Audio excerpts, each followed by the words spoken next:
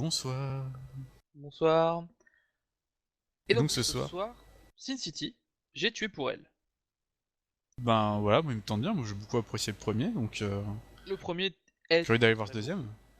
Le premier est très très bon, avec un super style Que ce soit pour l'univers graphique que j'avais bien graphisme kiffé. ou côté très sombre, polar très sombre, c'était très très sympa. Voilà, pas grand chose à dire parce que c'est la principale chose qui nous motive en fait, c'est Bah si on a vu le premier, franchement ça m'a même étonné que le 2 était sorti. Sincèrement ça fait très longtemps maintenant que le premier est sorti. ben, Du coup ça fait enfin c'est quasiment pas 10 vraiment une ans je suite. crois, où le premier il est sorti en 2004 ou 2006. Ouais Dans c'est- ces eaux-là. ça fait longtemps quoi quand même, hein. 8-10 ans pour une suite, c'est très long. Ouais, Mais en plus, j'ai voilà pas vu donc beaucoup de tapage dessus, hein. Je veux dire, quand j'ai vu qu'il était sorti, je fais ah bah tiens. oui Ça oui me pas avoir effectivement, vu moi j'ai beaucoup vu de deux pubs ou trois trucs pubs comme mais ça. sans plus.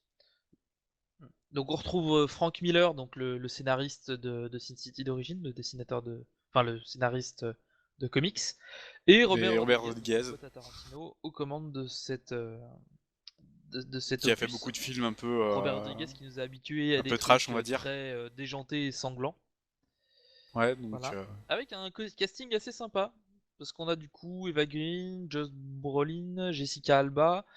On retrouve également un Bah, Bruce on Willis trouve déjà certains personnages du dans premier, hein. dont Jessica Alba et Bruce Willis, mais on a Mm. en plus Eva Green et Josh Brolin qui se rajoutent, Puis et Gordon Levitt. Joseph Gordon-Levitt. Voilà. Donc bah, on va aller le voir, et puis on revient dans quelques heures pour vous dire ce qu'on en a pensé. A tout de À tout suite. à l'heure.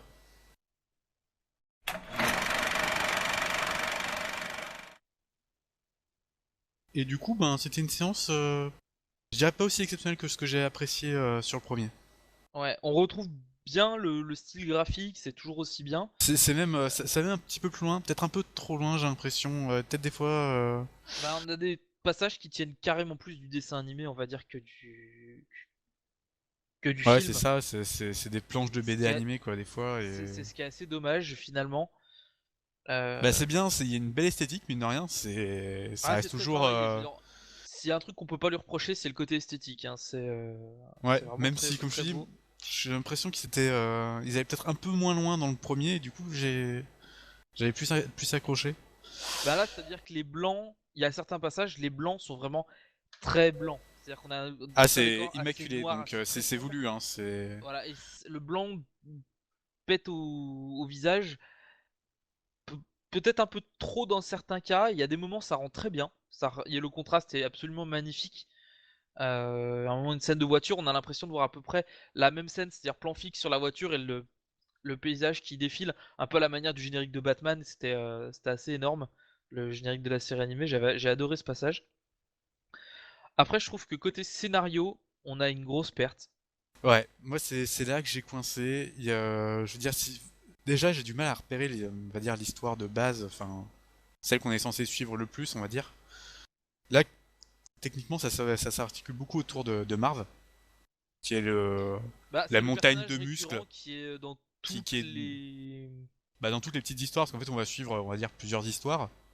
Voilà, et Marv intervient dans chacune d'elles. Voilà, donc c'est vraiment Marv le liant, on va dire. Bah, il y a le Euh, bar aussi. Parce que Oui, tous bah les le personnages, à un bar, ouais, moment Marv. donné, voilà, le bar où est Marv, en fait, c'est où transitent tous les éléments, tous ces éléments. Ce que je trouve principalement dommage, c'est qu'on avait beaucoup d'histoires dans le premier, très peu dans le. Finalement, assez peu. Et surtout, on a des histoires pas utiles. C'est ça, ouais. Il y a vraiment des fois, on suit l'histoire, ouais, bon, sympa, mais si ça passe encore dans une BD, là, dans un film, on sent bien qu'elle a rien à voir. Limite, ça pourrait être un court-métrage à côté, quoi. Ça participe pas du tout à l'histoire. Ce que je trouve vraiment très, très dommage. Notamment celle avec Gordon Levitt. Voilà, donc. Celle-là, elle arrive, elle a une Bah, fin, mais. on a l'impression que ce genre d'histoire, en fait, est fait pour nous montrer. Parce qu'en gros, pour replacer l'histoire, ça se passe tout de suite dans la continuité du premier, où donc on a le sorte de psychopathe qui est mort dans le premier, et là en fait on retrouve son père, qui est, on va dire, entre guillemets, le méchant. Je veux dire, Hmm. c'est identifié tel quel, d'entrée de jeu, on sait que c'est lui le méchant. Je veux dire, Bon, Il y c'est a vrai que c'était pas besoin, non plus un type très bien, même dans le premier, voilà. quoi. Mais on sait que c'est lui le méchant du film.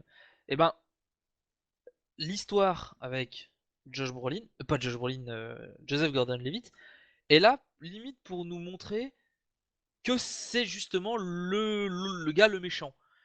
Nous dire il est Bah, que c'est un vraiment connard, mais je veux dire, impitoyable. le fait est qu'on Mais le on le savait savait déjà. déjà, en fait. On n'a pas besoin de ça pour savoir que c'est un connard, ce bonhomme, en fait. Voilà, et j'ai trouvé ça dommage.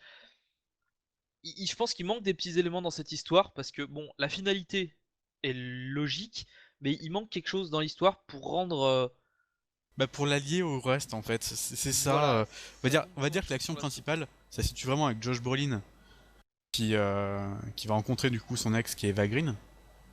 Ouais. Je veux dire, c'est l'histoire qui prend le plus de temps hein, dans le truc. Et du coup, c'est la plus intéressante. Puis bon, c'est vraiment le coup du jet pour elle. C'est vraiment pour cette histoire-là. Je veux dire, Bah si, il y a le c'est passage c'est avec c'est Marv et enfin Jessica c'est Alba à le la fin, quoi, mais Adam to kill for. C'est une expression qui est dite à un moment dans le film vis-à-vis d'Eva Green. C'est le titre du film. Donc c'est oui. vraiment, on voit là l'histoire principale. Donc déjà vu qu'il y a aucune réaction, enfin aucune relation avec Joseph Alors Gordon-Levitt, déjà ça fait que apparemment, le truc est un peu coté. le personnage de Manute existe dans le 1. Ça fait longtemps que je l'ai pas vu, mais Petit pour en Manu. avoir discuté, il existe dans le 1. Et mais c'est pas le même acteur, puisque dans le 1, c'était l'acteur qui jouait donc dans la ligne verte, euh, le grand, euh, le grand Ah, costaud. John Coffey. Mais j'ai pas son nom. Mais oui, qui est mort depuis. Oui, oui, tout à fait. Un Et très grand black. c'est ça. C'est Michael Clark Duncan, en Mm. fait, Ouais, un type qui, très impressionnant. Hein. Il avait une carrière vraiment impressionnante, cet acteur. ouais, et qui a été remplacé par l'acteur qui joue David Palmer dans dans 24. Mm. Euh, Mais bon, ça ça, m'a ça, pas choqué plus que ça. Je veux dire, non, l'acteur joue bien le rôle. ça dérange pas trop. C'est simplement que si on voit les deux à la suite, on le remarque. Mais c'est vrai que ça faisait- ça aussi, c'est un truc qui est un peu négatif, c'est que ça faisait tellement longtemps que le premier était sorti Que que à la limite bah, tous pour les plupart des retrouver des personnages, on les personnages, a il presque faudrait oubliés, quoi. voilà, on a oublié les personnages, il fallait presque le re-regarder avant pour se dire ah oui Mm. c'est vrai, il y avait ce personnage là. C'est ça, 8 ans, c'est très très long pour sortir une suite. Qui est Ouais, pas tout à donc fait une suite d'ailleurs, mais bon. bah non, puisqu'en plus on ne sait pas vraiment chronologiquement comment se situent les différents événements. Mm. C'est assez compliqué de suivre, on sait pas trop, notamment l'histoire du tout début, ce qui sert d'introduction avec Marv. Qui, pareil, est pas du tout rappelé après plus tard, si ce n'est pour Non, dire alors que c'est dommage parce que ça le enclenche. quartier est dangereux, quoi. C'est. Voilà, c'est juste ça. On a l'impression qu'en fait, c'est comme s'il nous présentait un univers. Le film Oui, est, c'est un est peu ça. conçu de cette On manière-là. a la Il nous présentation qui est présente un là. univers alors qu'on l'avait déjà dans le 1. Du coup, c'était complètement inutile de le rappeler, quoi. C'est. Et après, si on part du coup du corps principal de l'histoire avec le personnage d'Eva Green, bah, c'est un personnage en fait, mine de rien, assez classique. C'est vraiment une histoire assez classique qu'on retrouve là, du polar assez sombre avec une femme manipulatrice qui se sert un peu de tout le monde. Et je veux dire, ça fait vraiment. Enfin, t'as le côté, ouais, polar, très vieux polar, mais c'est presque trop classique quoi. Oui, ça Je sais apporte rien de pas, nouveau. Et j'ai jamais trouvé vraiment que dans le premier, il y avait vraiment quelque chose de très intéressant. bah, j'ai l'impression Euh, que. Enfin, déjà, on reconnaît pas vraiment la patte de Robert Rodriguez là-dedans. hmm. Je veux dire, il y a quasiment pas de sang. Bah, le Il y en sang, a. c'est des giclées blanches ici, donc tout de suite ça marque Ouais, moins. non, mais Je c'est veux des dire, dans giclées le premier, il blanches, me mais semble que là, je ça fait trouve très. Elles sont qu'on très y perd beaucoup de cartoonées en couleurs fait, en par rapport au plus. premier. Elles sont très dessins animés, les giclées justement. Ouais, Dans le premier, c'est vraiment. T'as pas énormément de sang non plus, mais c'est glauque, c'est malsain. Là, le côté malsain, il est surtout dans les personnages. On le ressent pas trop dans l'univers de la ville. Ils bah, essayent pourtant de l'expliquer en disant c'est la ville des péchés. Voilà, les flics peuvent pas aller à tel endroit parce que ben les genre ils peuvent pas aller dans oui, la c'est vieille une ville ville parce qu'il y a dangereuse, des quoi. parce que bon, à un moment donné, il y a un petit côté un peu on casse la baraque où il y a un groupe de prostituées qui attaque une bagnole de police à coups de bazooka et au lance-flammes. normal, c'est Sin City, c'est pas si étonnant que ça. Le fait de devoir être présenté cette scène-là, c'est dommage. Mm. Donc Mais comme je dis, moi vraiment, ce qui m'a ressenti, enfin, je te l'ai dit du coup directement à la sortie, c'est moins poisseux. ouais, c'est clair. C'est c'est Et, lisse, c'est euh, et pas. comme je dis par rapport à l'aspect graphique, je trouve qu'on voit beaucoup moins de couleurs en fait.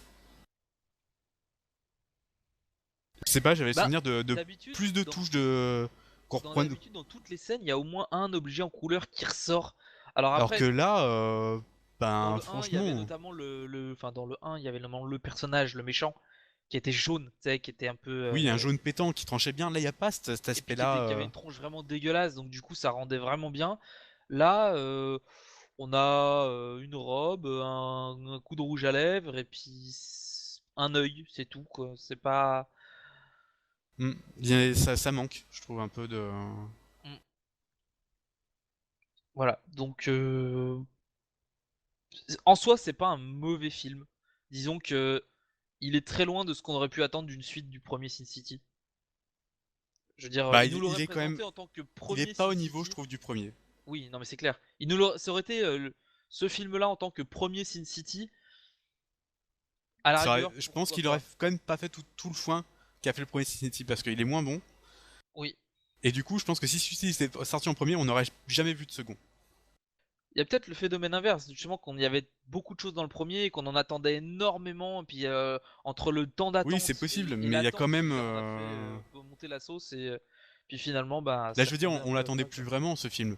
Donc du coup, je veux dire, les appréciations qu'on pouvait avoir, enfin les attentes qu'on pouvait avoir dessus, sont pas aussi grandes que ce qu'on pouvait espérer d'un 2 s'il était devenu tout de suite après.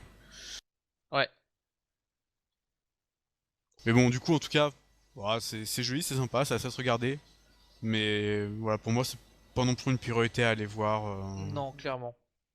Voilà, Faut vraiment être super fan pour éventuellement aller voir ce que c'est. Si après, c'est si de vous la êtes fan de curiosité, Rodriguez ou de Miller, vous pouvez aller voir hein, si vous êtes fan aussi de certains acteurs, oui, mais oui. c'est voilà,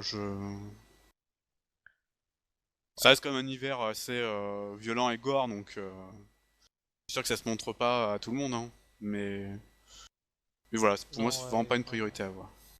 C'est tout pour Sin City. Donc bah on va vous dire bonsoir et vous donner rendez-vous à la prochaine séance. Ciao.